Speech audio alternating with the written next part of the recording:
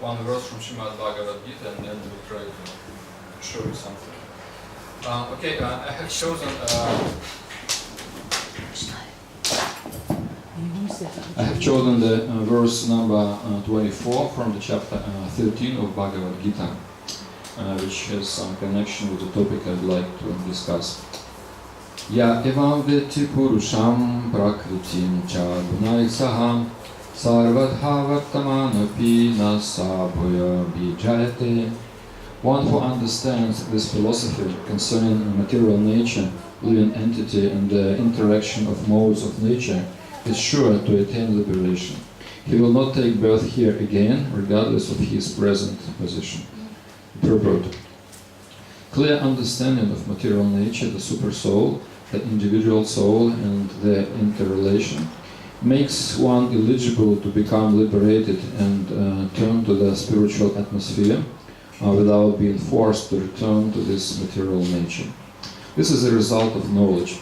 The purpose of knowledge is to understand distinctly that the living entity has by chance fallen into this material existence. By his personal endeavor, in association with authorities, saintly persons, and spiritual master, he has to understand his position and then revert to spiritual consciousness or Krishna consciousness by understanding Bhagavad Gita as it is explained by personality of Godhead. Then it is certain that he will never come again into the material existence. He will be transferred into the spiritual world for a blissful eternal life of knowledge.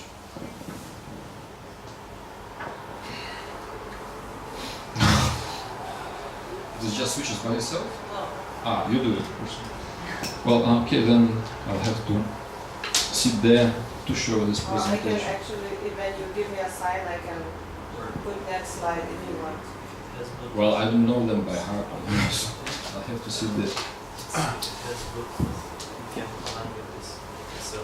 Oh, I don't know if it works.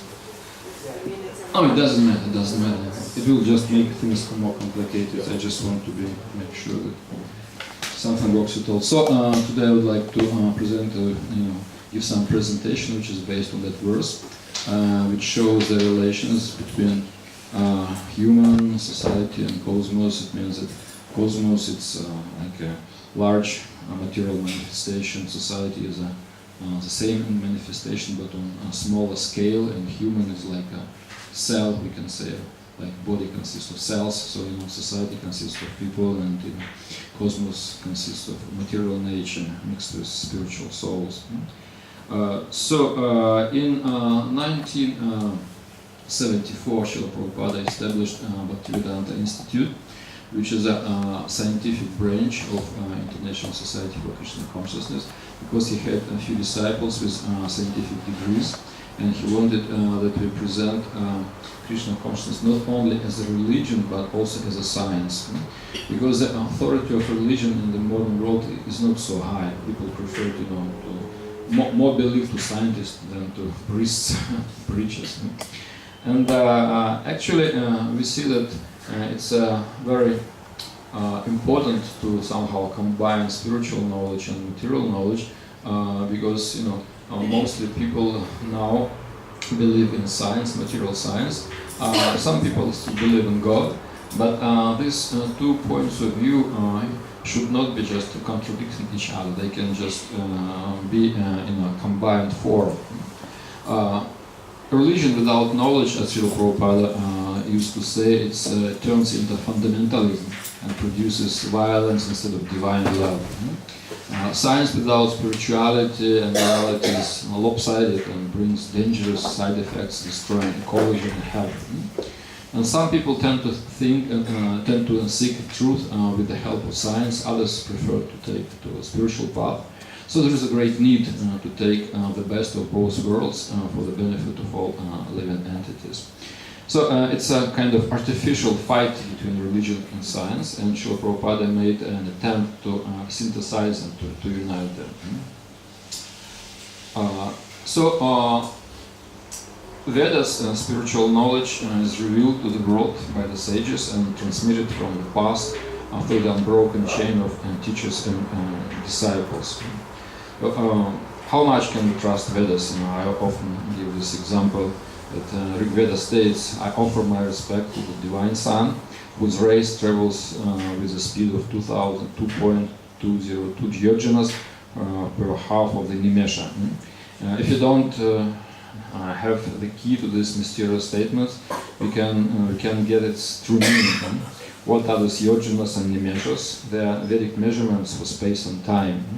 So if you make this little calculation, and then we come to this speed of light,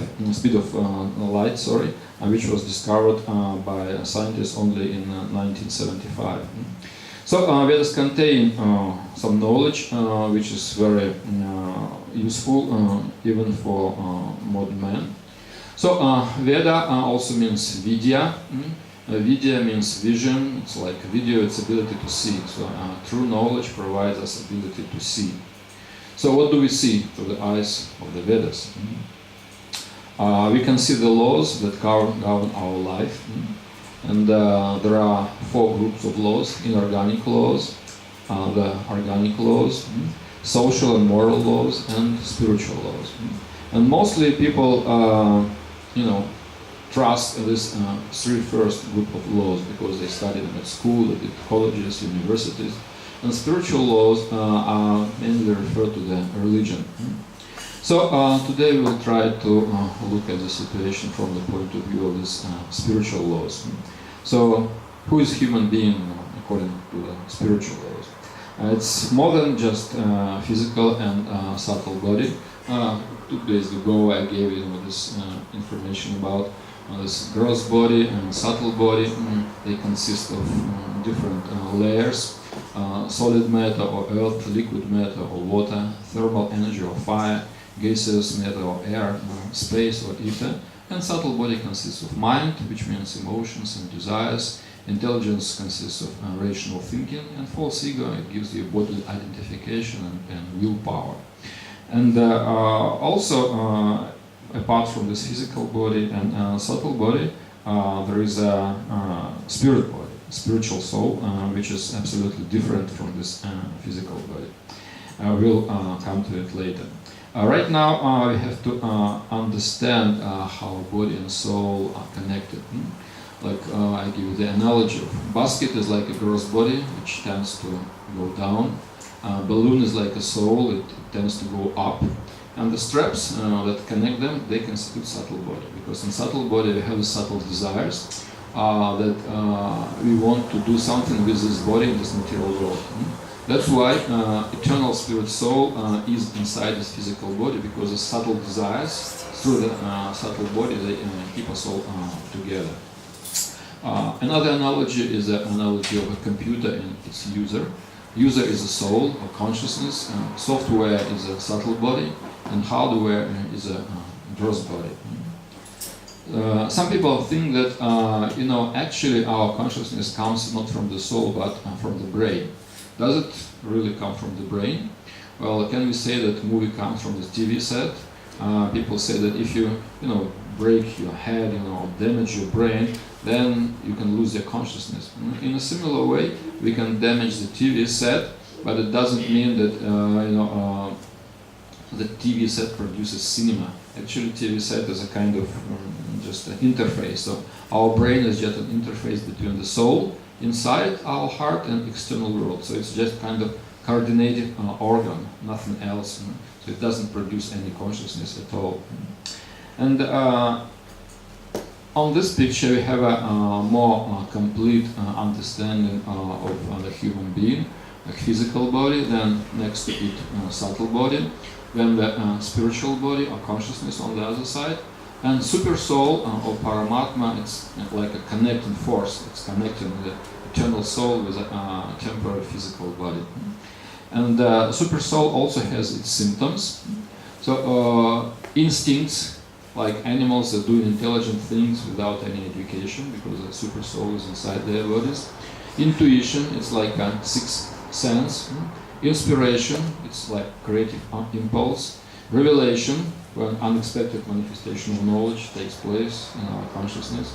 And conscience, the feeling of guilt for breaking the laws of harmony. Control over the complicated mechanisms of the body, like metabolism, sensual perception, etc. See, there are very complicated processes that take place in our body, and they are going on without any our conscious control. It means that somebody else is controlling them.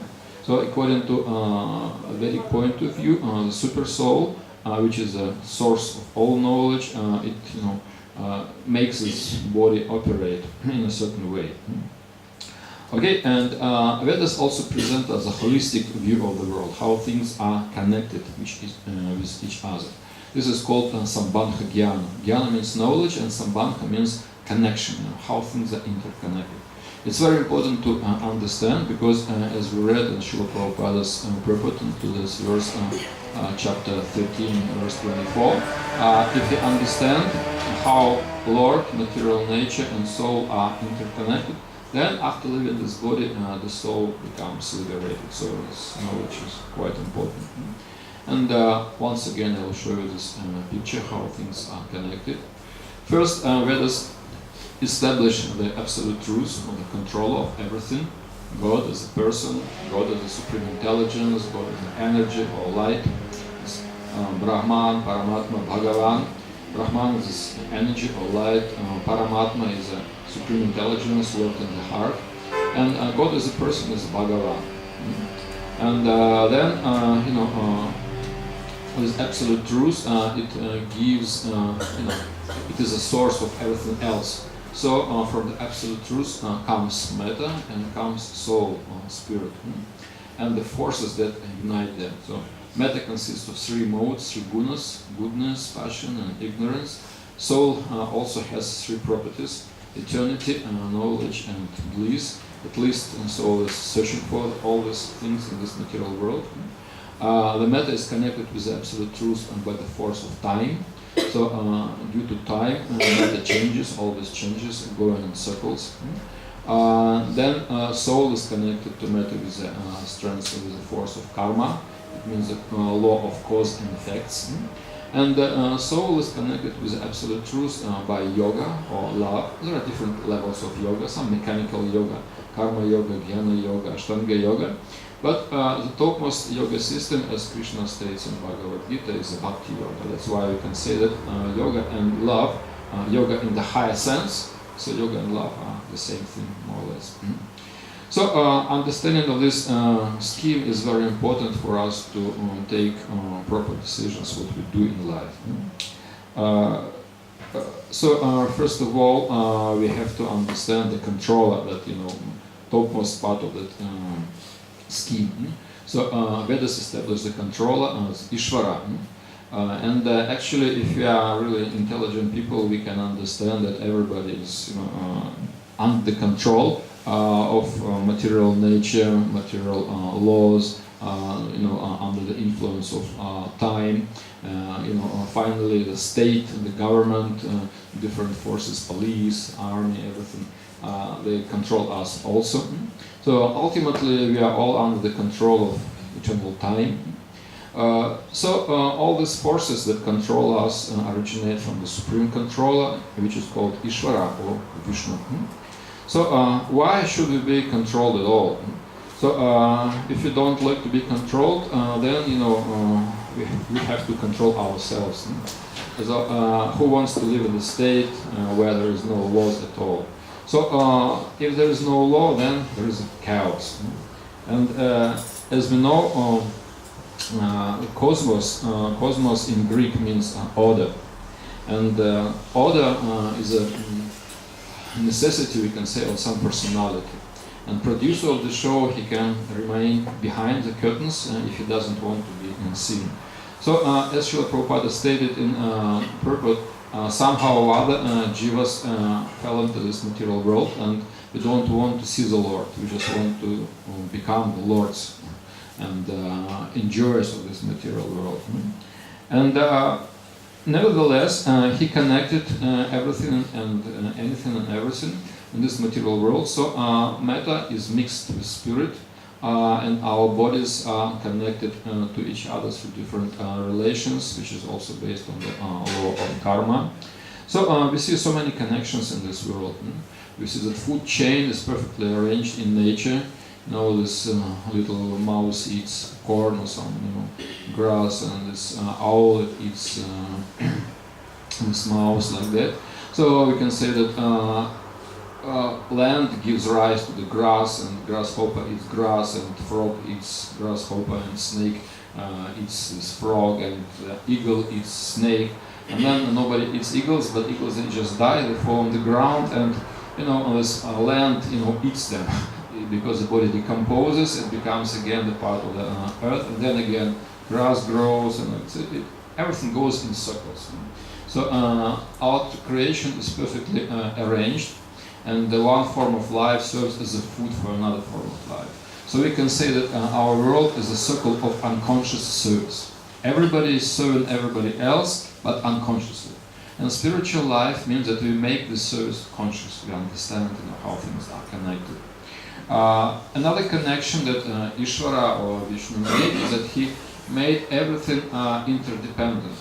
There is a vision, there is an object, and there is light. And they are useless without one another. Say there is no I. If there is no I, why should the object exist? And if the object exists but there is no I, if there is no object but there is I, what is to see if there is no object? But if there is I and object but no sun, which eliminates it, the vision is not possible. So we see that the object, the sense which perceives this object, and the particular material element, for example light, it gives illumination, and the things are interconnected in this way. So all these elements, they are made interdependent by fully independent God, the source of all energies. That's a Vedic system. And science called this source of energy and universe singularity, which is indescribable. They say you can't describe singularity. It's like a point of super high temperature and point of highest density, and you can't describe it. No material parameters. And naturally, the question arises: how this inconceivable singularity is better than inconceivable God? Both are inconceivable. God is inconceivable, singularity is inconceivable. So why should we give preference to this inconceivable singularity rather than to God? So it depends on the view of the person who prefers what. So if we compare these two concepts, God and singularity, we see that singularity is impersonal, God is personal. Metta is impersonal, consciousness is personal. So metta comes from impersonal feature of God, Brahman, and consciousness comes from the personal feature of God, Bhagavan. Sometimes, and quite often, people who are a bit skeptical about spiritual culture, they ask questions: if the God created everything, who has created God? So, who has created the Creator? It's a natural question. Actually, there is no use in this inquiry, because by definition he is eternal, he is not created.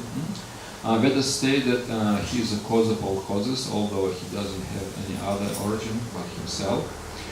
It is a basic principle of any concept to be it singularity or God.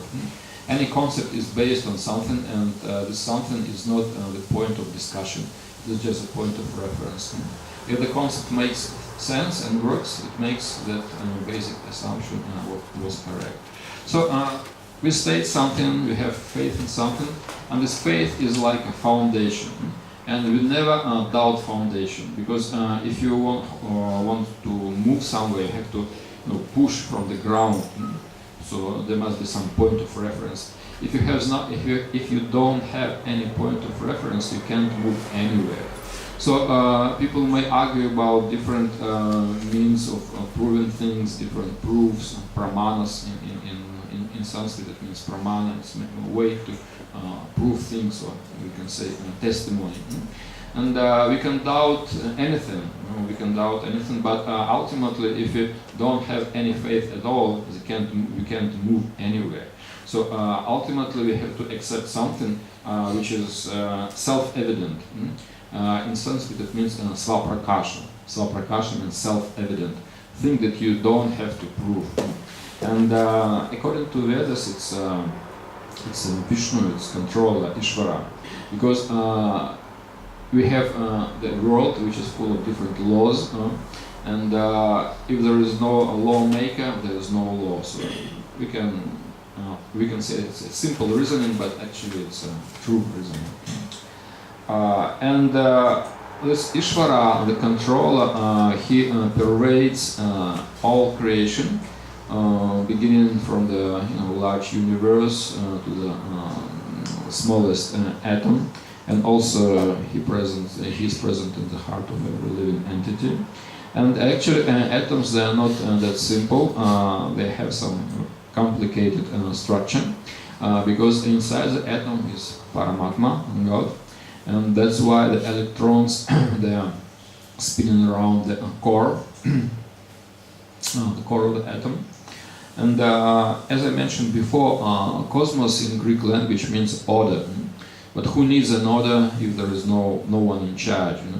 If you come to some room and there is a disorder here, if there is nobody cares. But if one person comes and sees the chaos, he starts to create some order, starts to put things in order.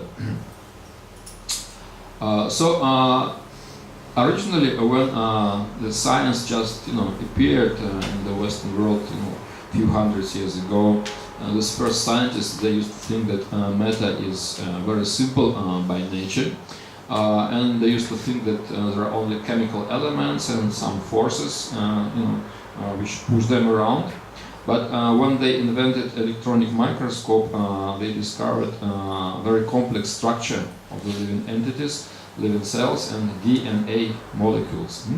That they came to the conclusion that apart from particles and forces, there is also perfectly arranged information within matter. And without information in the cells, matter cannot develop. And the last step to do is to accept the source of all that information. So life turned out to be irreducibly complex and not simple at all, as initially scientists thought.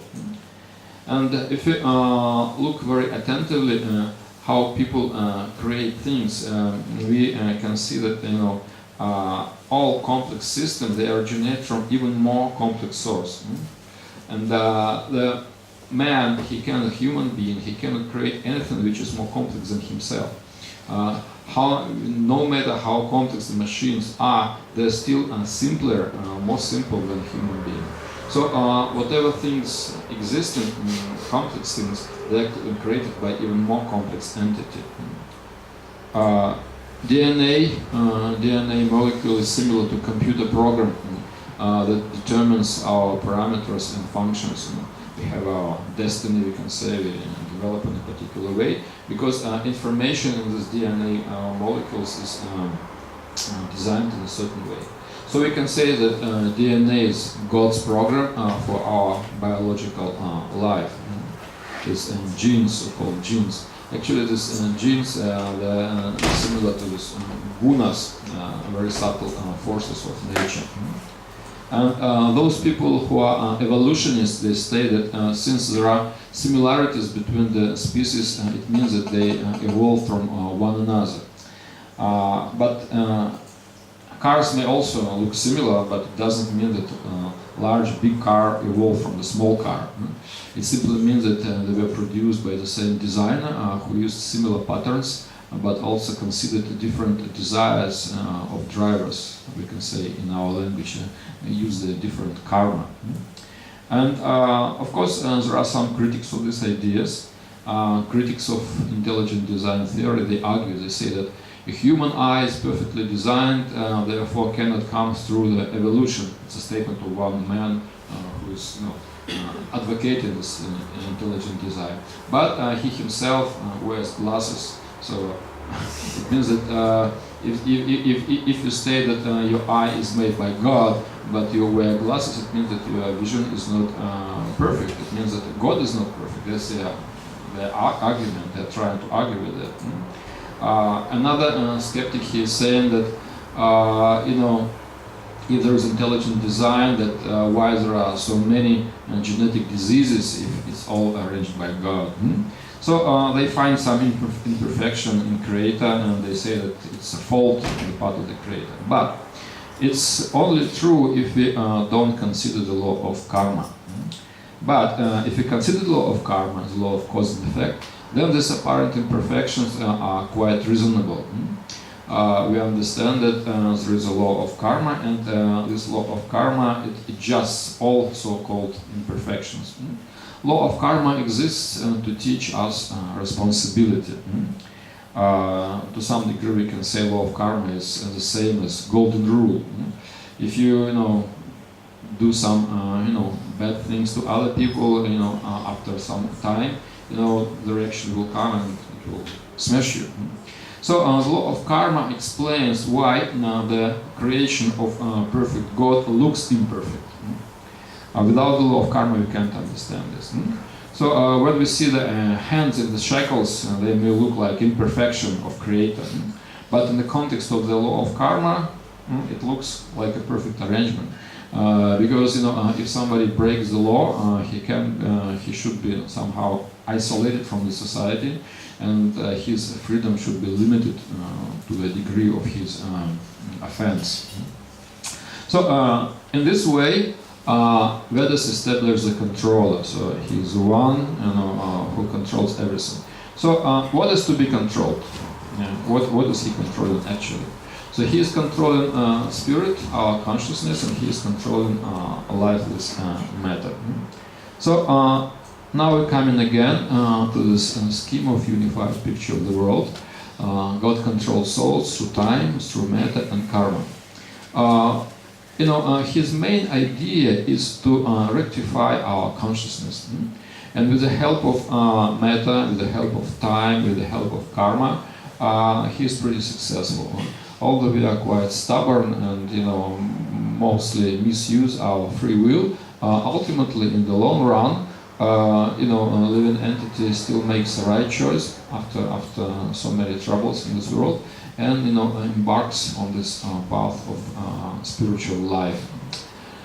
Soul has a property of eternity, but when we are inside the matter, we feel the force of time. We can see that we were small babies and now we are grown-up people.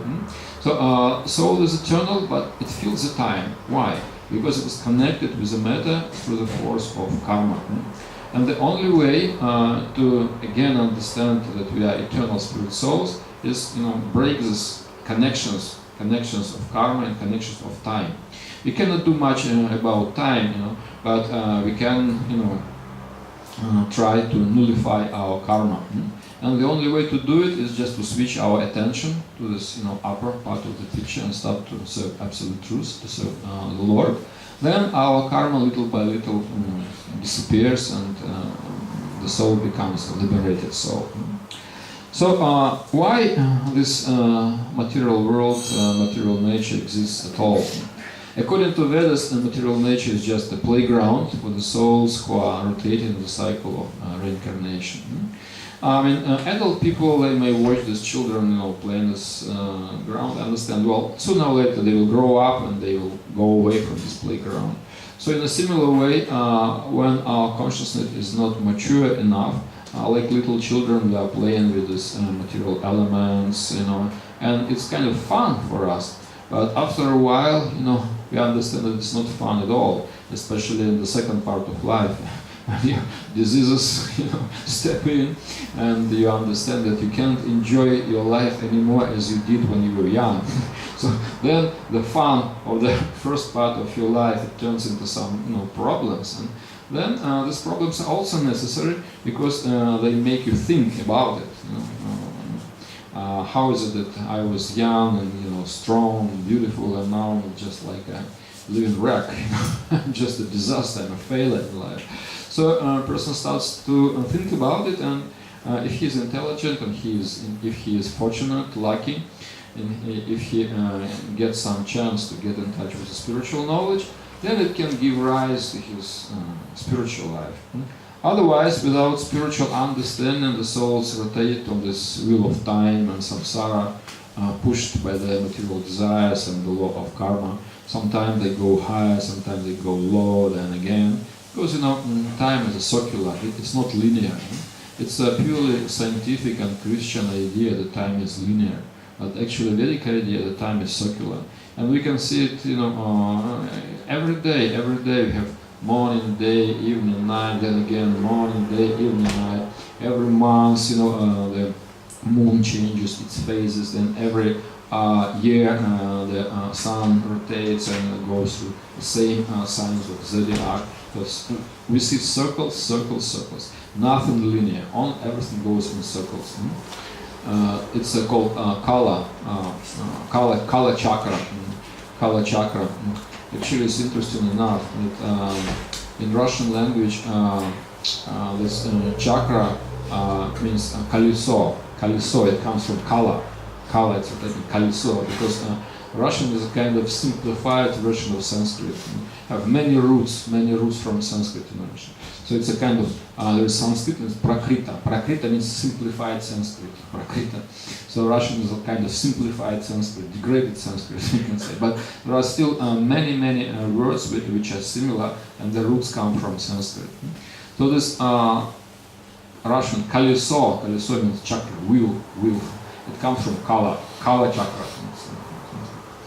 And when we are rotating on this wheel of samsara, we are changing bodies.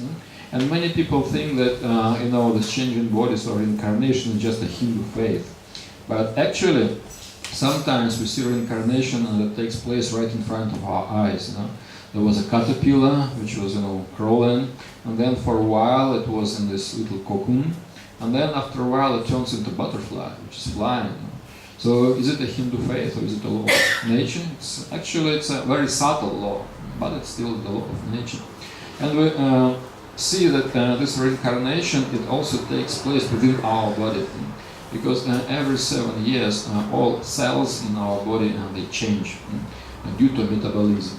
So because we always take some new energy, we breathe in some new air, breathe in, then breathe out, we drink some water, eat some food, then we go to the toilet and evacuate. So the body is like a slow flow of material particles that always come in and come out, come in and come out.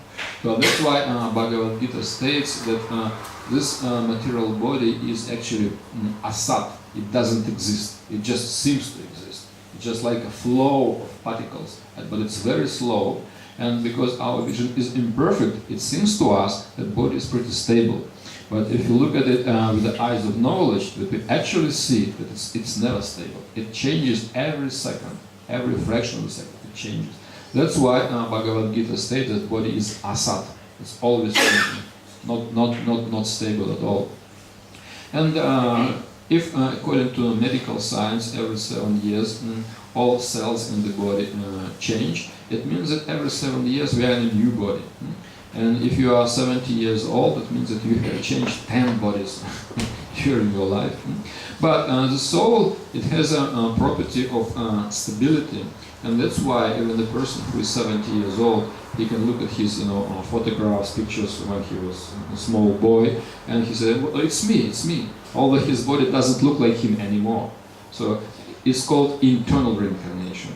In Bhagavad Gita, in chapter 2, verse 13, Krishna is saying that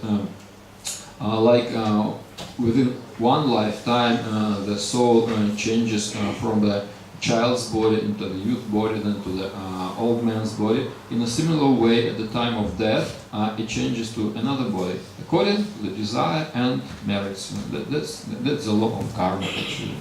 And this karma reincarnation, it explains so many things. Because if we think that we just have only one life, then it seems that God is pretty unjust.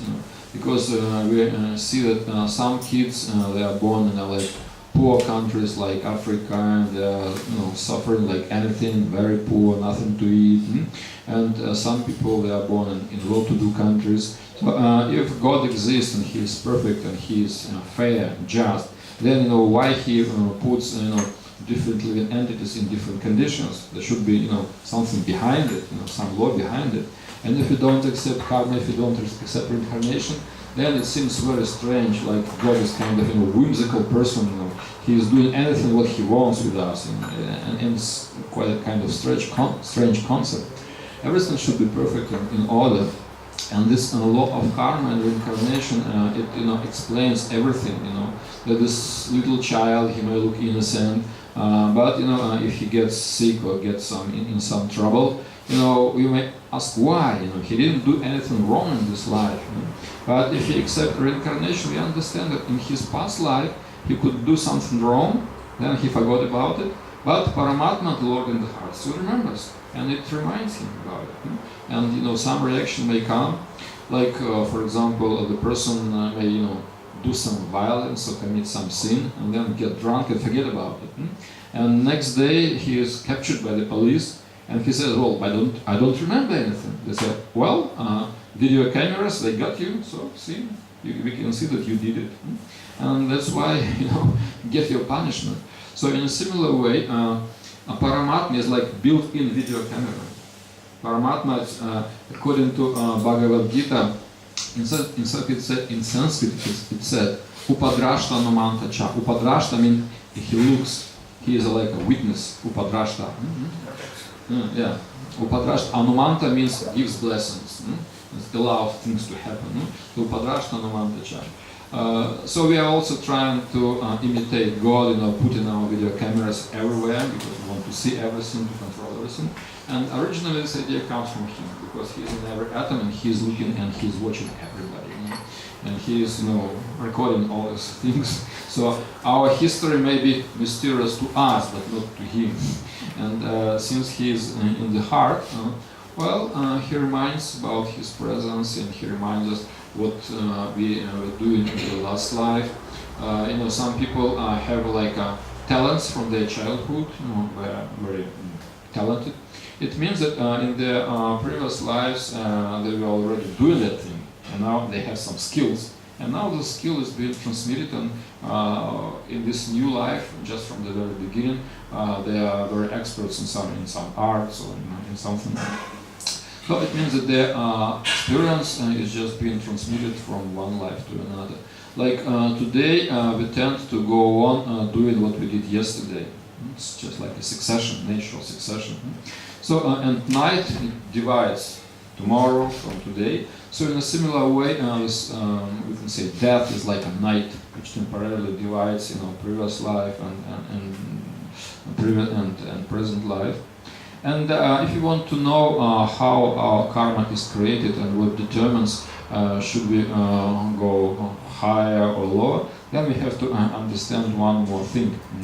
We have to say that karma is created by the influence of three modes of nature, which cover our consciousness. They are called gunas. And guna literally means like a thread or rope with which you can tie somebody up. So three modes, gunas or rope, they cover our consciousness and condition us in a particular way. We can say that they are like filters that cover the light. And different modes, they push us to be engaged in a particular kind of activity.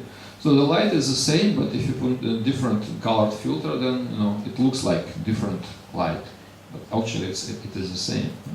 So these three colors or three modes, they create different characters, they create different types of people, they create different types of situation, tastes, why would people prefer food like this or like that. And Krishna in Bhagavad Gita said that those who are under the influence of mode of nature, they prefer food which is, not very fresh, which is like canned, tinned, and which is made of the remnants of some rotten product, something like that. And people in the mode of goodness, they prefer fresh things, very nice, juicy. So three modes of nature, they can be characterized in a nutshell very simply.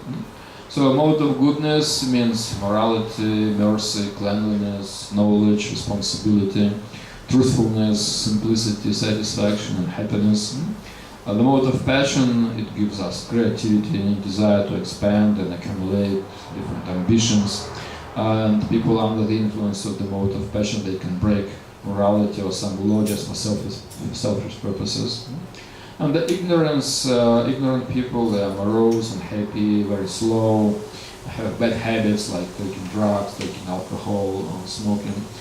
They sleep too much, they're inert, unable to reach his goal, tends to be violent. Very negative characteristics of this mode of ignorance. People under the influence of goodness, they like to gather knowledge, they have some moral principles, they're interested in spirituality, they're generally vegetarian, like that. They, understand the subtle laws of nature. People who are acting under the influence of the mode of passion, they are very ambitious, creative. They are, pushing forward all this material progress. It's all made by the mode of passion. They always want to improve material things for their material comfort. And those who are under the influence of the mode of ignorance, they are self-destructive, and they are destructing the world around them.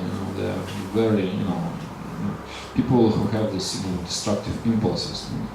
And the law of karma, it is based on this idea: you reap, as you sow. So, if you create some violence, then you also become a victim of the violence. And if people don't understand these subtle laws, we can say they're like cutting the branch they're sitting on. It's a pretty stupid thing to do. If you see a person like this, you may say that he's crazy. But actually, modern civilization is doing that.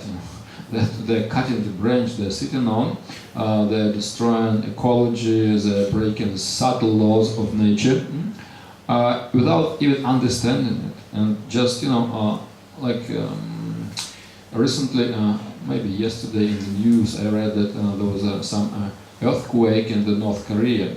You see, now they are, exploring this, nuclear weapons, and they're doing some tests, exploding this underground. And now see, as a result of all this, underground explosions, now natural earthquakes, coming like a reaction. And people, may not immediately see the connection.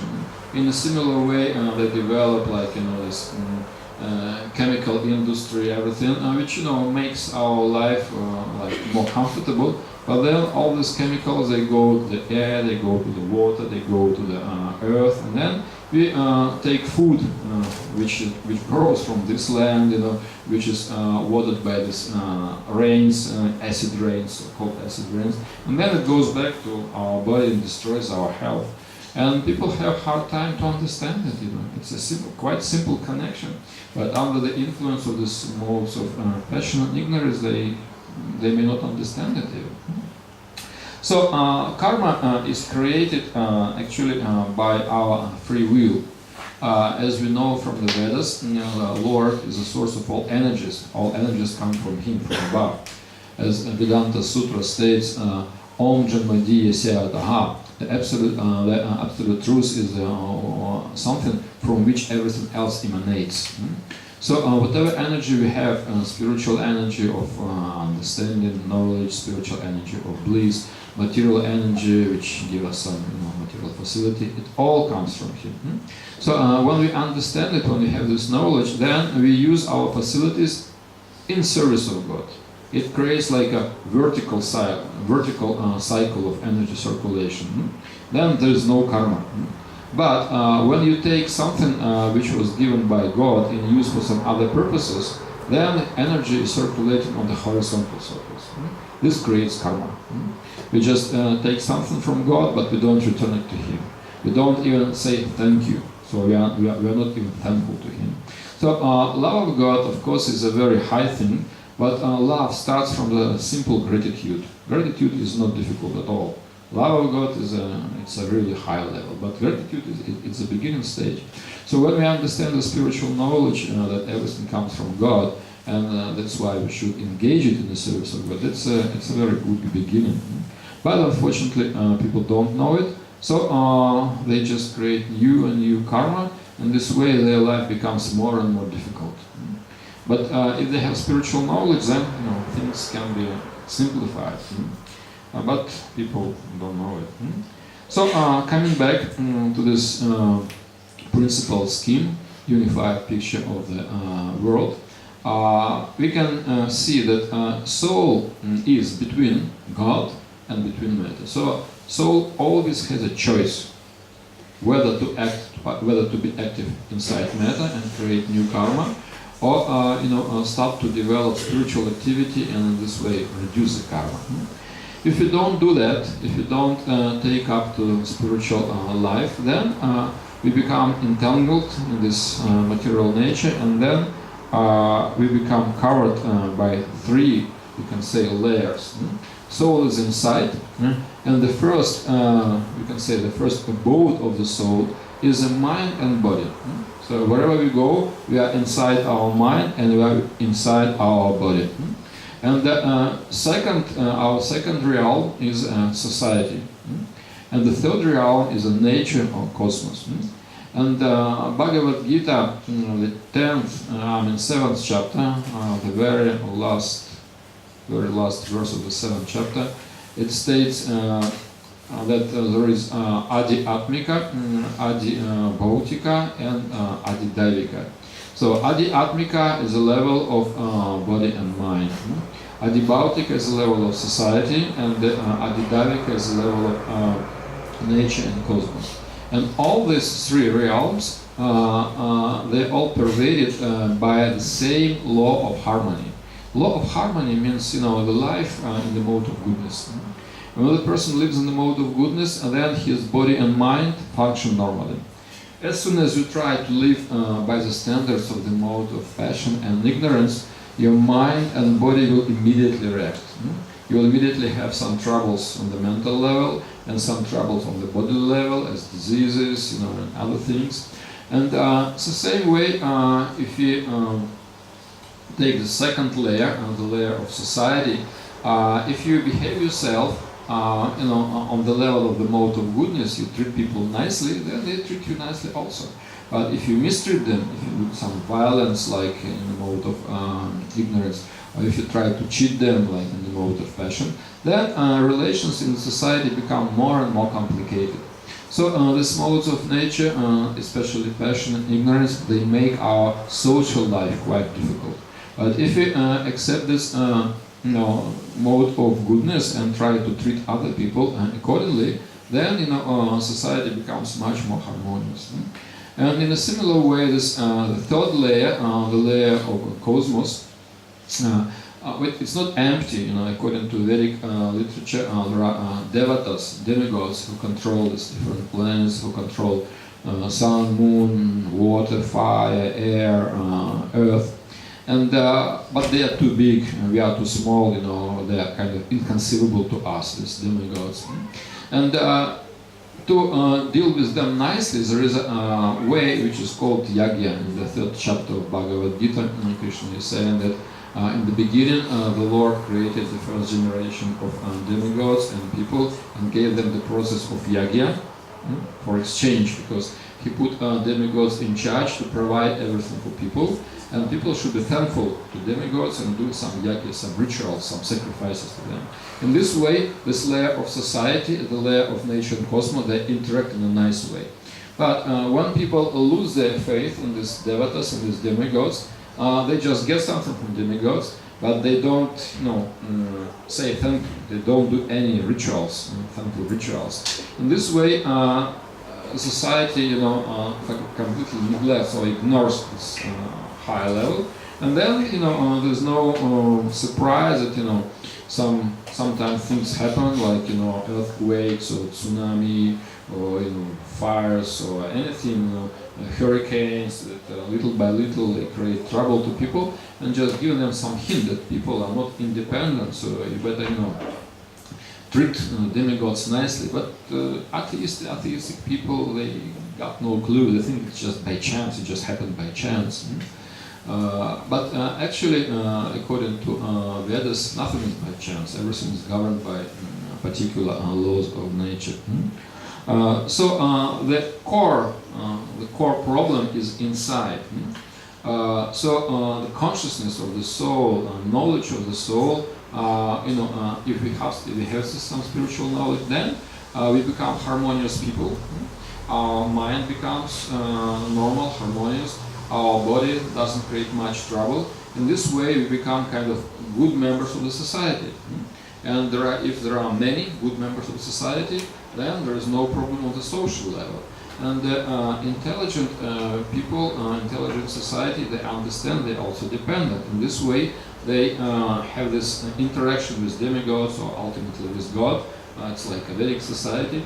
In this way, the world is more or less harmonious. But when the soul, which is inside of this picture, doesn't have the spiritual knowledge, well, it tends to misuse mind and body. In this way, a person creates trouble to himself. But when he creates trouble to himself, he immediately creates trouble to other living entities because he's connected, because he's a member of family, society. So it's not just his personal business, I do what I want. Okay, you can try to do what you want, but you're connected with others. You have some social responsibility. So if the person becomes a little bit mad, and there are many such people, then the whole society becomes mad. It's like a madhouse. And naturally this madhouse, it can't last long. And demigods, finally, they just destroy this madhouse. That's why Kali Yuga is the shortest age, actually. Because people are generally crazy. And they can deal nicely neither with themselves, neither with society, nor with demigods. That's why people's life is very short in Kali Yuga, and there are many social problems, and there are many problems with ecology, with nature. It all comes from the center. The soul doesn't possess the spiritual knowledge, who it is, and what to do, how to act properly. But if you got this knowledge, you understand one interesting thing. That if you take this outer layer, this cosmos level, we understand that our universe rotates around the polar star. It's a boat of Vishnu. It's a Vedic concept of cosmos, that so-called Dhruva Loka, or polar star. It is a boat of Vishnu, and around him all other planets and stars, they are rotating. So he is a kind of center of the universe. Now, if you go down to the level of society, we see that society is more or less functioning nicely when it is maintained by some kind of morality or ideology which serves as an ideal or center. It's like a pivot around which everything rotates. Like a cosmos rotates around this polar star, which is a boat of Vishnu. In a similar way, there are some certain principles underground, bottom line principles around which the society circles. If there is no mercy, if there is no cleanliness, no truth, nothing to believe, the society disintegrates. So there are some certain values, some certain laws, some certain principles which are in the center of any civilized society. And also, if you go down then to the bodily level, again, the body is kept alive by the presence of the soul and supersoul. So no matter which level we take, the level of cosmos, the level of society, or the level of human being, the Lord is always in the center, always in the center. And that's why our attention, first of all, should be direct to Him, to His presence. So God, in different forms, He maintains our bodies, society, and cosmos. So we just have to learn to see Him everywhere with the eyes of knowledge. In this way, we can direct our consciousness towards the center of creation. In this way, our life can become more harmonious, so we can say God-centered. And when we develop the spiritual knowledge, ultimately our consciousness blossoms. When we just get some spiritual knowledge, it's like a seed. We're gonna see. But the seed should produce a fruit. And for seed to produce the fruit, the seed should be watered by the water of knowledge. The seed of faith, watered by the water of knowledge, then can give the fruit of divine love. Otherwise, the process doesn't work. We see many religious people who have religious faith, but they don't have spiritual knowledge.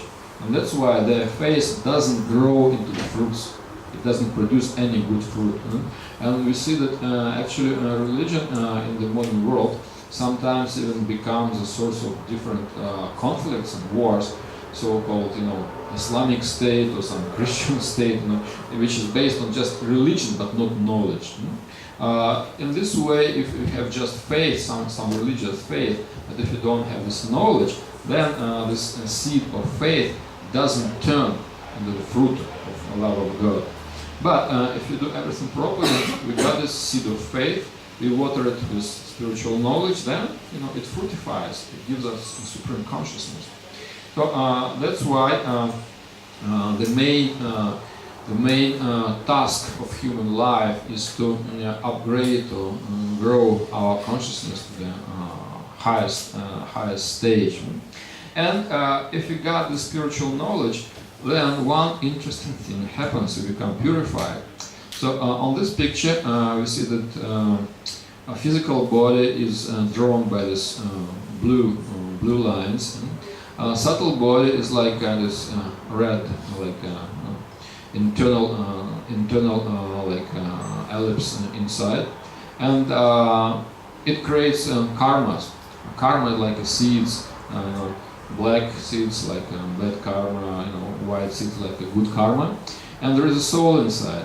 And when the soul gets this high knowledge from God above and starts to apply this knowledge in practice, then this spiritual knowledge that burns down all karma.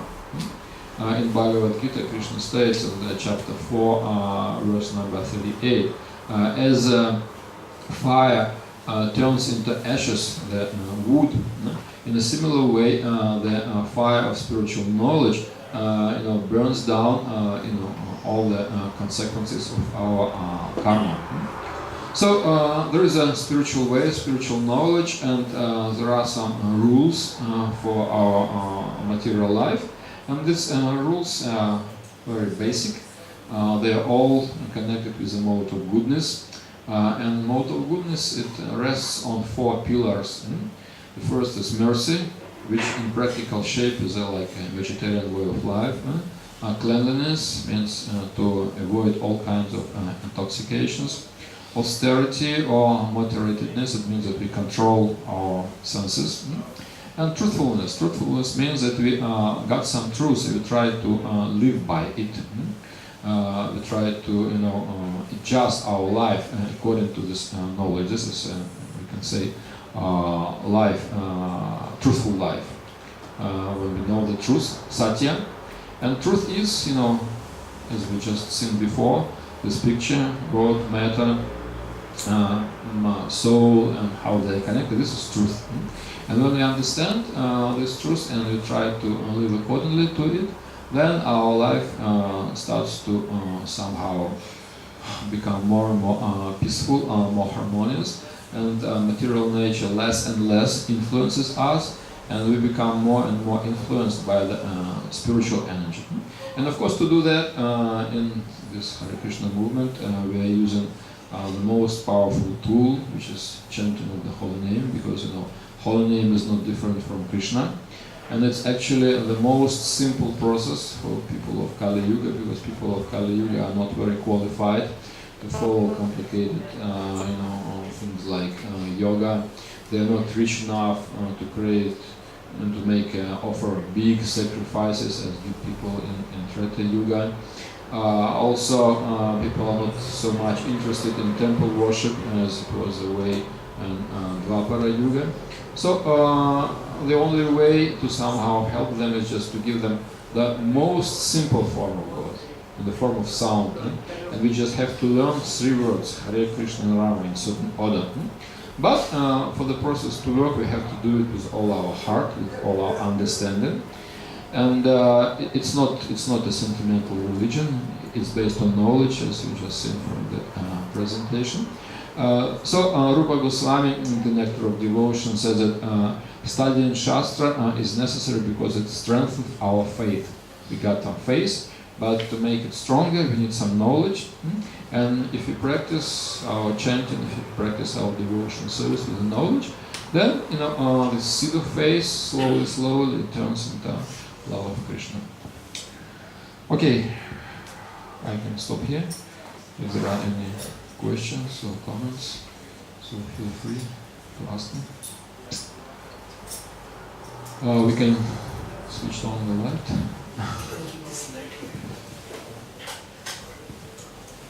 Можно на русском задать вопрос, я на английском не очень хорошо. Хорошо,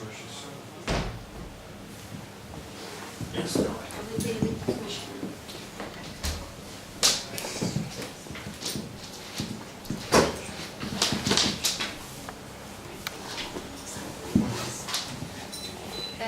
My English is not so good. Okay, you can speak in Russian, I will translate. Нет. Вот вы сказали, что когда человек обращается уже тогда к Богу, начинает каким-то принципом действовать, то его карма меняется, да? Что можно изменить карму до какого-то. She said that according to my lecture, when we start to follow this regulative principles of spiritual life, our karma starts to change. Actually, I didn't say it changed, it reduces. Yeah. It remains the same, but we got the reaction to a smaller degree. Srila Prabhupada gave an example that, maybe according to your karma, you had, to lose your hand, but if you start to practice spiritual life, you may lose just little finger. So it's the same principle. You lose something, but to a smaller degree. So we can say that in spiritual life, it doesn't change karma, it reduces karma. See, it's a little difference. Понимаете, да? Это также, вот, допустим, если тебя дата смерти, вот как Писания говорят, что вот, твоя дата смерти уже известна, да, при рождении, это так? She is asking about the duration or span of life. She heard that according to Vedas, the span of life is determined, precisely even up to the date of your death. Actually, it's not so. I studied Vedic astrology for 17 years, and I can tell you that this question regarding the span of life is pretty complicated, but I will give you just simple principles. And simple principles are as follows. The span of life can be alpayu. Alpayu means short, up to 36 years. Madhyayu, middle, it's from 36 to 72. And purnayu. Purnayu means full. It's more than 72, from 72 up to 108. And all these three, 36, another 36, and another 36, they are divided into 4 khandas. Khanda means one horse. And it means that what we can do with the help of astrology, we can determine whether you will live short life, medium life, or long life. But within that things, you have some freedom. If the person is wise and is doing everything correctly, then he gets his, suppose he has a medium life. Suppose, with the help of astrology, we consider he has a medium life. Means between 36 and 72. But if he is stupid, foolish, he breaks all principles, he will get minimum of his medium life, up to 32. But he is wise, he can get the maximum of this medium life. So you have some determination and some freedom. So you have both.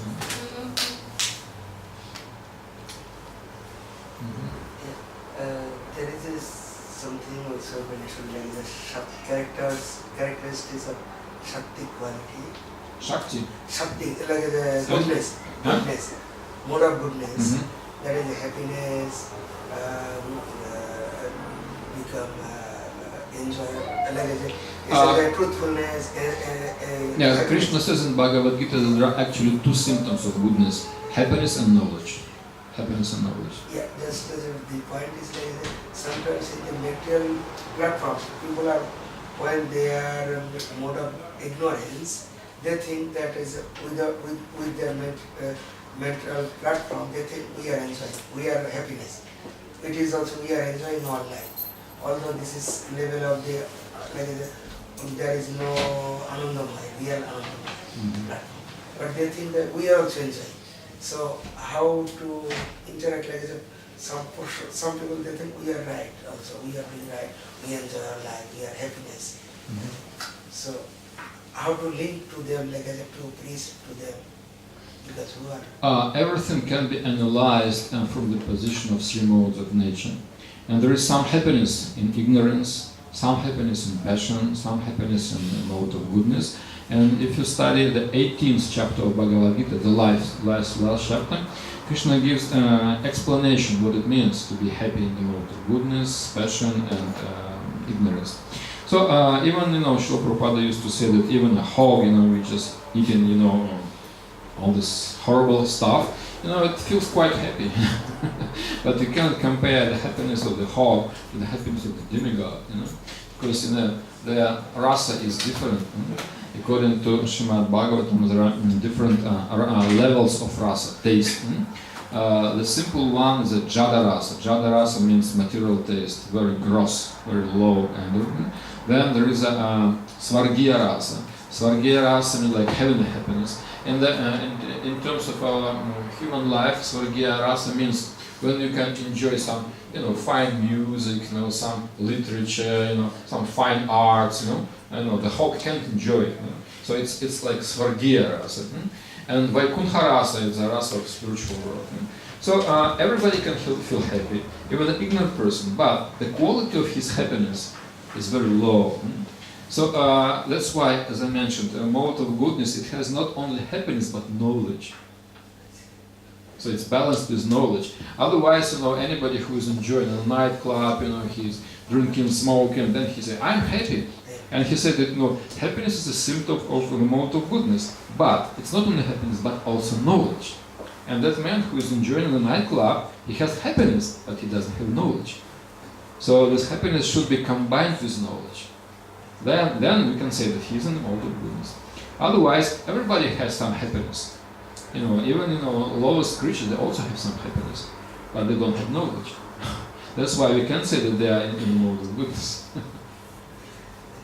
So that means the mode of goodness also is Vijnanamaya. We come to the level of consciousness as Vijnanamaya. Yes. Not Anandamaya. Yes.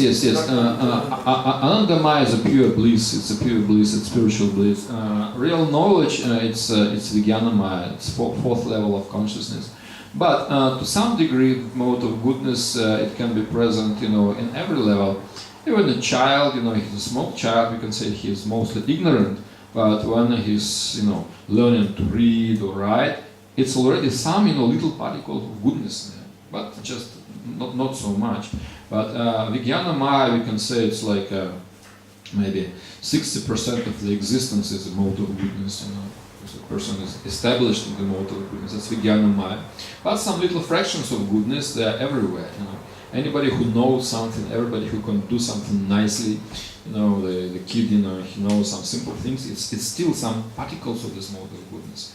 But in a more mature state, this mode of goodness is developed only on the level of Vijnanamaya. Anything else? Because I could not follow at the beginning, but I saw that there was 4,000 hereditary diseases. 4,000 Genetic diseases. So, and medical science also proved, and they tell that if you have genetics disease, there is no way to cure. But there is impact also. So in the but we cannot stop. We have to lead our life, and how we can in this material life, how we can get balance, or what is the remedy, or what is your suggestion? On one hand, there is one statement, one aphorism, one maxim from Ashtanga Hridaya Samhita. It's an Ayurvedic text, Ashtanga Hridaya Samhita. And the first maxim states, Sharira Roga Mandira. That the body is the temple of the diseases. Sharira Roga Mandira. So it means that no matter what you do, there always be some trouble. Because Sharira is your body, is like abode of diseases. It's like temple of diseases. So you can't do much about it. It just, it's just condition of this game. Huh? Yes, yeah. But you can minimize it. If you're living in the mode of goodness, you can minimize it, to reduce it to the maximum. And also we have to understand that our karma exists on different levels. There is so-called prarabdha karma. Prarabdha karma means fortified prarabdha karma. And prarabdha karma is very, very difficult to change. Because actually prarabdha karma is my body. It's already there. It's like a fruit. There is aprarabdha karma. Aprarabdha karma is a karma in the form of seeds, which is not fructified yet. And this karma can be destroyed by spiritual life. So prarabdha karma cannot be changed. It can be to some degree, a little bit, how to say, reduced to some degree.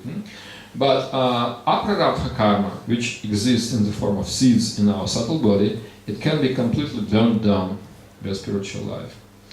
And there are also different stages of karma. Rudha karma, which is we already, we can say, lived out rudha karma. And agama karma means karma of the future, which is just on the way, it's coming our way, agama karma. So when we deal with this different karma, and the whole karma is called sanchita karma, it's the whole pile, sanchita karma. And then the sanchita karma is divided into prarabdha, aprarabdha, rudha karma, agama karma, and the most important thing is kriyamana karma. Kriyamana karma, which is created right now by our mind, when we use our free will, kriyamana karma. So, and kriyamana karma means, for example, somebody gets some, as I said, genetic disease, and he was born with that. Okay, it's prarabdha. And we can say, well, I'm doomed, everything is hopeless, like that. But when the person is intelligent and he is properly using his understanding, his knowledge, he can do some kriyamana karma, good activity right now, to somehow minimize or reduce this prarabdha karma to some degree. For example, if you really know somebody like very good Ayurvedic doctor who is doing this panchakarma. Panchakarma means purification on the level of the cells of the body. It's a very deep level of purification. Modern allopathic medicine just interferes with your chemistry of the body and just it can help you to some degree superficially. But to change something on the genetic level, only God can do it, So either you somehow pray to Him that He can change, He can do miracles, We are doing what is possible and He is doing what's impossible. That's His job, to do impossible things. we do only what is possible for us, and there is nothing impossible for Him. So what we can do with our prarabdha karma, we can do proper things according to knowledge, according to the recommendation of the Vedas. And in this way, we can minimize or reduce to minimum our prarabdha. But prarabdha fully will be destroyed only on the level of bhava. Bhava means love of God. Padma Purana states, aprarabdha palam papam kutam bijam palomukham kraminayava praliyata Vishnu bhakti ratatmanam. On the level of love of God, Vishnu ratatmanam, rati atma. With atma with the rati, with the taste. When the atma, the soul, serves God with the taste, with the love, then aprarabdha, all levels of karma, aprarabdha, prarabdha, kutam, bijam, palomukam, they all being destroyed. So it's only on the very high level of spiritual life the whole karma is destroyed. Most of us are just beginners in spiritual life, and we can't, think that, well, I chanted Hare Krishna, so all my karma, goodbye. So prarabdha is pretty strong, because it constitutes our body. If all my karma is destroyed, then I should disappear at the day of my initiation. My Guru Maharaj takes away all karma, so you are such and such. I'm in Vaikuntha, no more karma. But I still remain. It means that my prarabdha karma remains with me. But I am given divyajnana. Divyajnana means divine knowledge. I am given. So we know that the process of initiation is called diksha. Diksha consists of two syllables. Di refers to divyajnana, it's divine knowledge, and ksha, it's papasya sankshayam, it's destruction of sins. So diksha means you get divine knowledge, then you act according to this knowledge, and in this way you destroy your. It doesn't happen automatically. It's just a process. Diksha is a process. You are given divine knowledge, di, And if you apply it, then papasya sankshayam. Your sins and the reactions to the sins, mean diseases, they go away. That's the process. Okay? Yeah, just related that, okay, where I have a genetic disease, whether from my father or from my mother's side, I will receive Not from your mother, not from your father, it's from you. But mother and father, they are like interface by which Lord gives you. But Don't blame your father and mother. okay, God, sent you to their family Tools. to get your karma. That's a tools. Other things are They are tools, right? They are but tools. doctor are telling that, oh, you got this disease from whether from your father's side or from It's a very superficial Western kind of approach, But if you really understand it, simple thing. This law of karma, you reap as you sow. No? So whatever you sow, what you reap. So if you reap this result, you got this genetic disease. It means that somewhere, sometime in the past, you put a seed inside. And your relatives, your father and mother, they're just tools. So they're just via media through which you got your karma. It's a more deeper understanding. It's a deeper understanding of karma. So it's matter of like interpretation, because sometimes we blame when we have negative things, because one person who were disabled on the wall, who involved in tennis, so he got the disease of cancer, and people are telling why God is giving you punishment, and he gave interpretation. Oh, you are giving punishment from the God, but when I got awarded as a champion, it is as a blessing.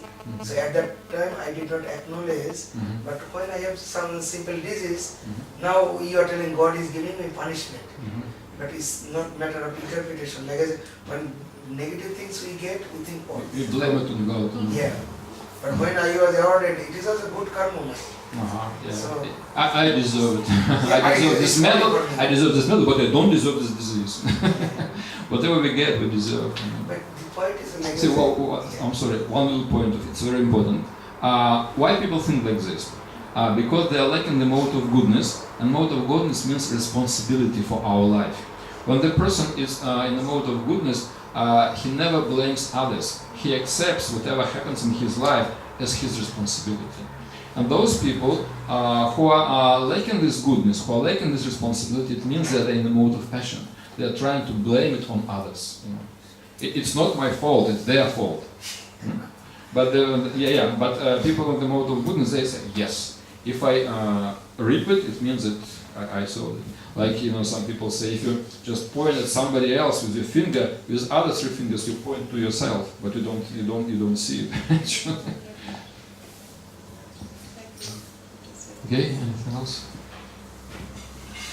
I was thinking about, I don't know if it's a valid question.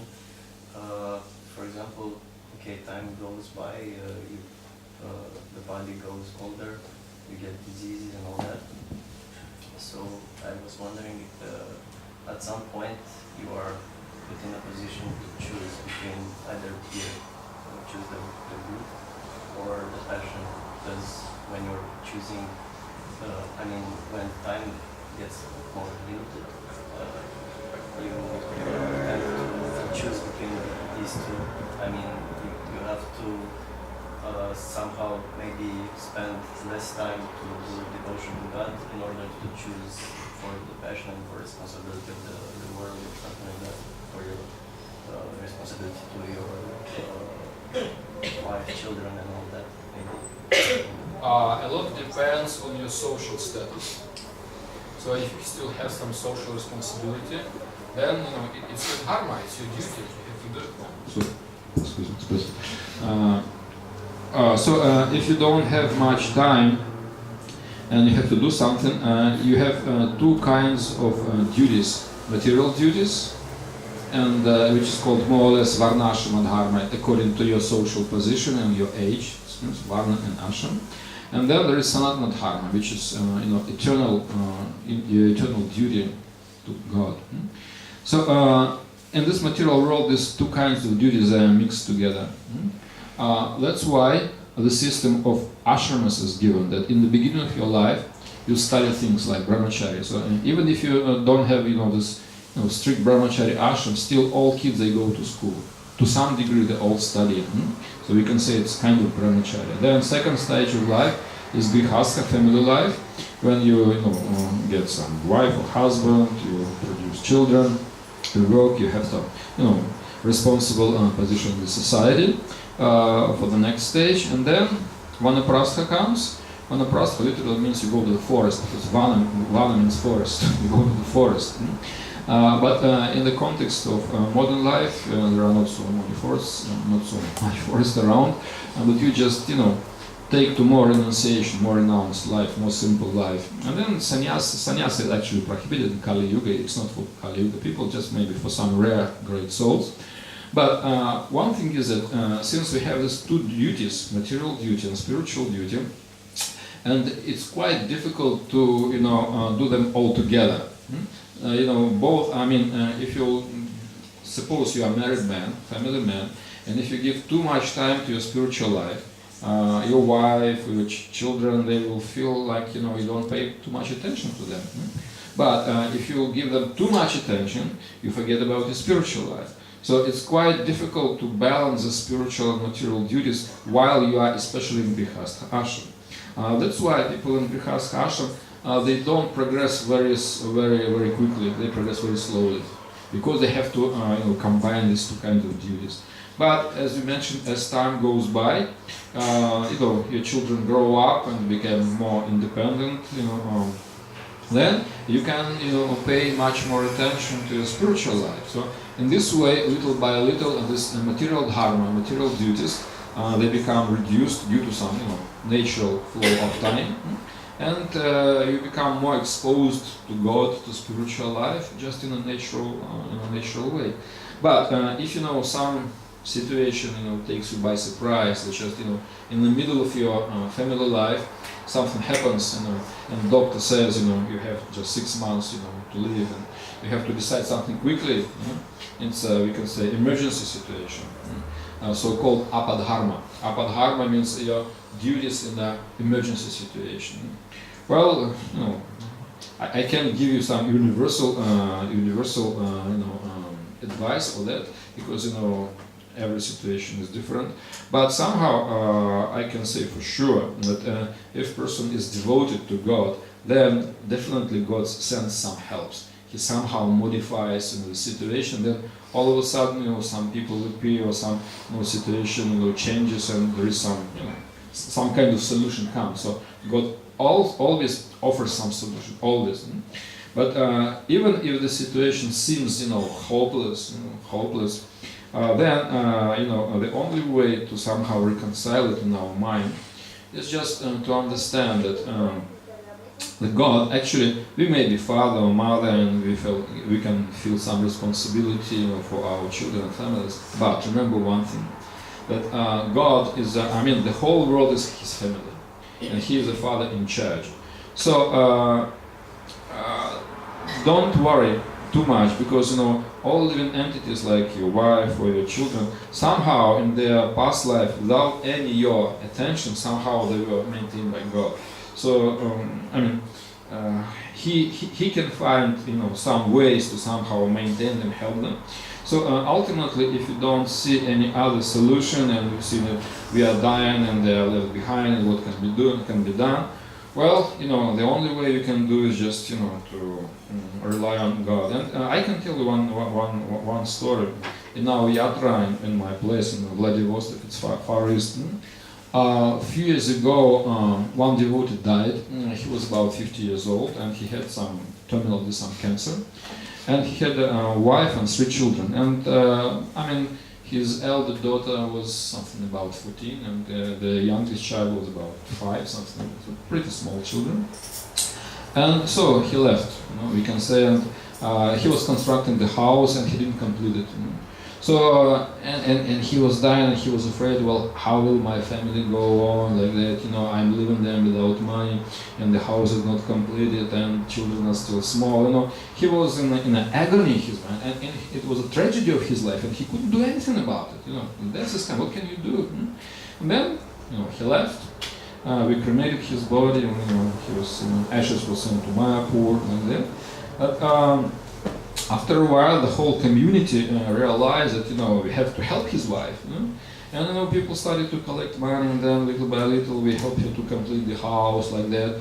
And somehow I see that his wife she learned how to drive the car and do something, and somehow Krishna gave understanding, intelligence, gave some resources, provided some money, and little by little the situation somehow improved.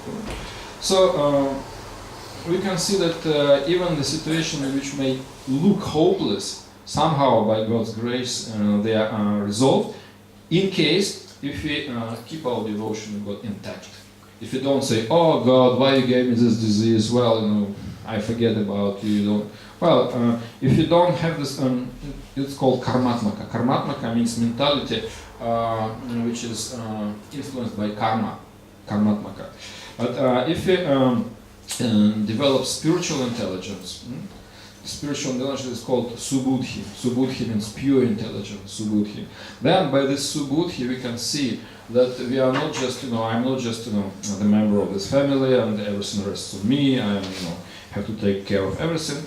Then we understand that we are just a little family inside a big family, and there is one immortal Father who is full of resources.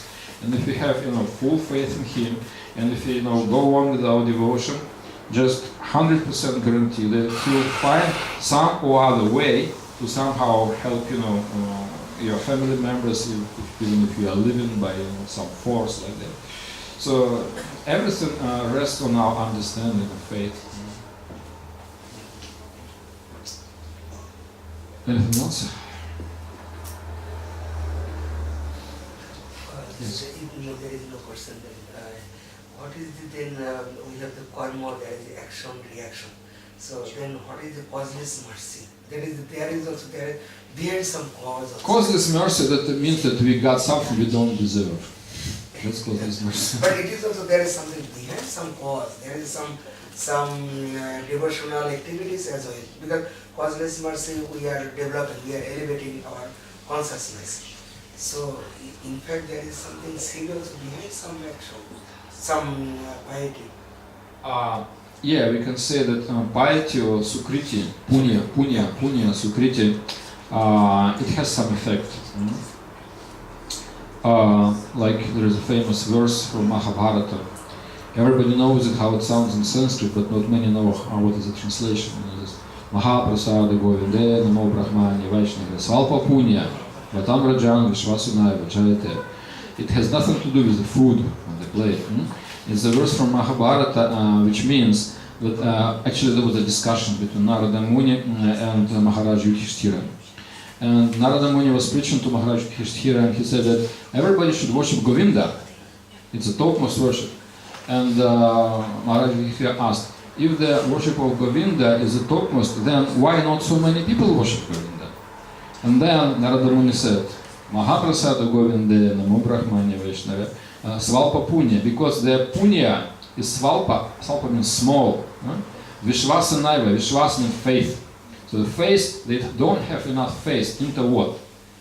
Mahaprasada, Govinda, Vaishnava, Mahaprasada Govinda,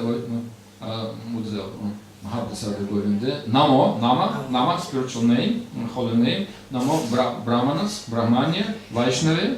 So those people who doesn't have enough punya, they don't have faith in Govinda, his holy name, Vaishnavas, Brahmanas. So that's why those people who have more punya, they have like more chances for this causeless mercy. Like sometimes written shastras examples, like Rupa Goswami gives a description in Nectar of Devotion, Bhakti Rasamrita Sindhu. He gives the example of some little mouse which climbed on the altar, attracted by the smell of ghee, this butter, because there was some this little lamp with the ghee, and that mouse was attracted and tried to take this ghee, but it burnt its face and started to run around the altar, and the Lord took it as a parikrama. around the altar and gave him liberation. So we can say that this mouse was, had enough punya to somehow approach this altar and, seemingly get into trouble, but finally get liberated. So definitely it was not just, like any ordinary mouse. Another example is given at famous saint Ramanujacharya. He was, once he was passing by some pond and there was some fish swimming in the pond, and he had some, some bread or something, and he started to throw these little pieces of bread to this pond, and these fishes, they just ate these little particles, and disciples who were with Ramanujacharya, they seen, how these fishes, they become liberated, they got in the spiritual bodies and go to the spiritual world. And the disciples asked Ramanuja, why these little fishes, they just took, these little pieces of prasadam, they immediately become liberated. And we ate tons of prasadam and still we are here. And Ramanuja told them, because they don't commit offenses. They don't commit offenses, they're innocent. That's why they can get liberated very quickly. So definitely these fishes were not just, ordinary fishes. They also had some sukriti, some punya.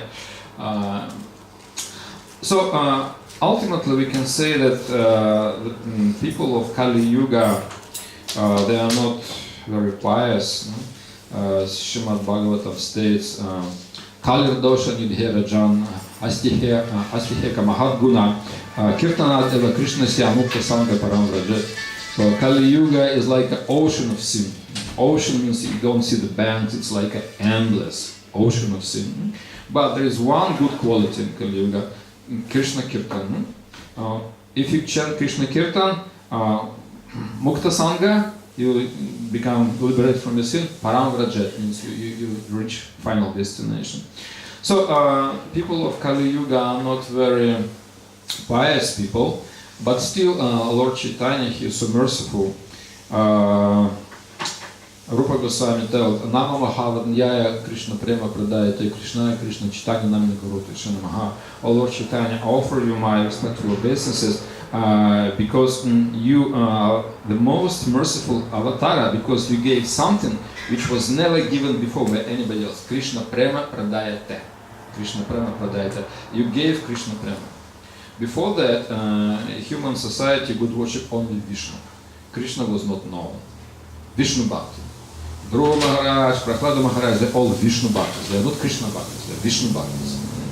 And Krishna Bhakti became available to the society only this Kali Yuga. That's why Rupa Goswami said, never before, no other avatar gave Krishna Prema. That's his unique quality. Nama Mahavadanyaya, mostly merciful. Mahavadanyaya. So we can say that definitely we didn't deserve it, but His mercy, we can say, covers over our bad karma. There's another example that there is a line between the bank and the water, and this line is pretty stable. I mean, like an ocean, sea, or sand, some bank, and there is a line. Yeah, margin line. And normally the water doesn't go beyond this line. But sometimes when some tsunami or some strong wind, the waves, they go way beyond. So this mercy means that sometimes God is especially merciful to those people to whom He is generally not so merciful. So in Kali Yuga, this great tidal wave of mercy, it just goes beyond general line.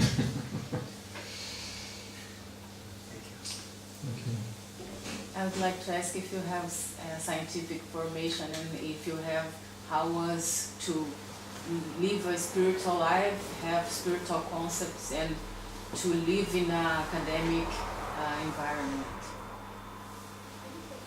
If there is a pacific co-living in the scientific area and a spiritual area? I'm not a scientist in the strict sense of the word. I just like scientific approach and I'm trying to use it in my presentations. So only those people who really have some, name and degree in the scientific world, they can, somehow infiltrate or get into the circle of, scientific people and somehow influence them. Well, there is a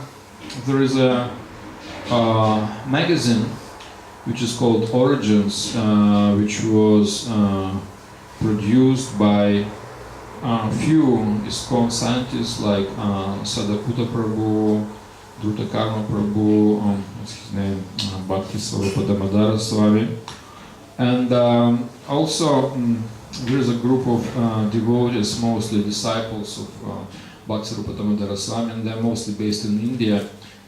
They call themselves Bhaktivedanta Institute, and they produce a lot of small books where they present spiritual knowledge of Bhagavad Gita in scientific terms, we can say, which is more digestible for classical scientists. Whatever we say, it has many lot of we can say religious terminology, which is not always acceptable to scientists. But they managed to somehow translate it into scientific language, whatever spiritual it is. And this kind of people, they can, to some degree, influence this scientific circles. As for me, I'm just doing my humble work. For those people who can, accept it, understand it, I'm trying to do it kind of scientific. It's not maybe exactly scientific. It's kind of scientific presentation in a systematic way. But I don't have any big name. I don't have any access to the scientific circles, so I can't influence them much. But I think it's in Krishna's plan somehow or other, because these people, scientists, they are pretty conservative. What simple people can simply accept, for scientists to accept that it's against his scientific principles. It should be 100% proven, otherwise he can't accept it. So it makes this absolute truth less accessible to scientists, because their way of thinking, their we can say scientific paradigm, it's so we can say complicated. It's they say unless it's totally proven, we can take it just on faith, because they say faith is not a scientific way. So not much I can say. It's because you showed a picture of Richard Dawkins, one of the pictures you showed, and he says that the God doesn't exist. That people that believe in God, they are crazy. And yeah, but actually Richard Dawkins, he's a famous British, we can say atheist who is trying to fight religion. But Richard Dawkins, he breaks one of the, we can say, fundamental principle of science, because he is trying to speak on the field in which he doesn't have any expertise. He is not an expert in religion, and he gathered some information, but his presentations, they are pretty much amateur. They're not professional actually. And if you deal with him professionally, it's very easy actually to counteract all his arguments, because he is not professional. He has some potency, we can say. He has some zeal in this area. He's very enthusiastic, but actually he's very amateur, and it's very easy to break down all his arguments. Yeah. I've seen 3 of his movies, and the last movie, what he was doing, he said that look at that, and he just picked some leaf of some grass, some leaf, and he was holding this leaf, and he was trying to explain how great the nature is, that this leaf is actually like a chemical laboratory. It produces some photosynthesis, so it takes something and then changes it in oxygen, something like that. I don't remember exactly. So he was kind of amazing how nicely the nature is working, and he was kind of praising nature, for such miracles. But he couldn't understand that he is in a, we can say, hidden or indirect way. He was like glorifying the one who arranged nature in such a way. So Krishna is saying in Bhagavad Gita that there are 4 kinds of people who never approached him. He said Mudha, it's a very stupid people. Then Naradhama, so you can say Mudha, they are uneducated Shudras, very simple Shudras, Mudha. Naradhama means very sinful Vaishyas. Asura means very sinful Kshatriyas. And Maya Pahrita Jnana means sinful Brahmanas. So he is a kind of in this category, sinful Brahmanas. So he is Brahmana because he is, scientist, but since he is very sinful, alpha punya, his punya is very small, he is trying to glorify nature, but he can't make another step and start to glorify the one who arranged nature in such a miraculous way. That's why Maya Apahrita Jnana. Maya Apahrita means his intelligence is stolen by Maya. Stolen by Maya. He understands so many things, but he doesn't understand the principal thing. The Nasar is working by who is Nasar? Who is complete? Yeah. So we can say that he is glorifying creation, but he doesn't glorify creator. He says, well, such a nice picture, wow, it's a beautiful picture, but who did it? Well, it doesn't matter, The picture is great. Actually, if picture is great, it means artist is great. So somehow he is glorifying the nature, the picture, but he forgets about the artist, the creator. That's why he is called Maya Pahrita Jnana. His knowledge is stolen by illusion, by Maya. Because he is sinful, alpha punya, not enough punya, not enough piety in his heart. That's why he can't appreciate. Yeah, but somehow these ideas, these atheistic ideas, are more popular inside of academic environment than than other scientists that are also scientists, PhD, and they are more into the spiritual point of view. They are ridiculized, even they are disconsidered. There are certain rules. In every area there are some certain rules, and in science also. And you can say that religion for them is kind of like forbidden territory. They don't go that way. It's like forbidden zone. They have their certain methods. They have the system of proofs, and they don't go beyond it. In Vedas, there are 3 kinds of proofs. Shabda Pramana. Shabda Pramana means acceptance of authority, high authority. Then Anumana Pramana. Anumana means logic. And Pratyaksha. Pratyaksha, it means our sensual perception, whatever we see with our senses. And science, it accepts only these 2 kinds of pramanas, or proofs. Only their observation, pratyaksha. Pratyaksha means literally what's in front of your eyes. Aksha means eye, and pratyaksha, what's in front of your eye, it's pratyaksha. And then you gather some sensual data, you collect it, and then you do some mental work, anumana. What follows from the mind, anumana. So it means logical proofs. So science is based on these 2 proofs, and they don't accept this Shabda Pramana, because Shabda is like a knowledge which is received through revelation. It's Shabda Pramana.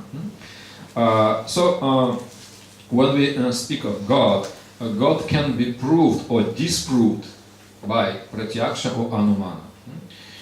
If you start to argue about the existence of God just with the help of these 2 pramanas, we'll easily get confused very quickly. Because on one hand you cannot prove God with this empiric experience, but you cannot disprove him, because it depends on how do you define God. If you define him as an all-pervading, invisible entity, so what is the experiment to disprove the existence of all-pervading invisible entity? You can't make such an experiment. So by definition, God by definition cannot be proved or disproved by this empirical methods. And that's why we cannot logically discuss something which is outside of our empirical experience. So that's scientific methods. So in this way we can say that God is not the object of science. Science only studies something which is lower than our senses. In Bhagavad Gita chapter 3, the verses 40, 41, 42, Krishna says that living senses are higher than dead matter. Then mind is higher than senses, intelligence is higher than mind, and soul is higher than intelligence. So it means that we can study with intelligence in our senses, in our mind, only those things which are lower than this. And God, by definition, is higher. So you cannot study something which is higher if we are lower than Him. For example, I can study ant, but ant can't study me. So I can know a lot about ant, but ant can't know much about me. So the things that are higher by definition, they can be known only by revelation. So you can what to say, if somebody is like a president or prime minister, he has a very special position, and if he wants to see you, he will find a way to bring you closer. But if you want to see him, it will be quite difficult for you, right? But if he wants to see you, he will find a way. He will send his agent, somebody, and in 5 minutes he will sit in front of him, if he wants it. But if you want it, you can write him letters, for many years and still not able to see him, because his power and your power, you are in different categories. See? So he is given particular power. So if you want to understand something higher than you, there is no other way to get it rather than by revelation. If this higher power reveals himself or itself to you. Otherwise, it's not in your power to understand it. That's why when we talk about, this proof of God, it's, we can say, scientifically incorrect. Because God in Himself, He is not the object of science. Because science studies only the lower reality, which can be experienced by senses and analyzed by mind and intelligence. And God is higher than us. That's why we cannot do any material experiment to study Him. So that's why it is incorrect, even just to put a question. So can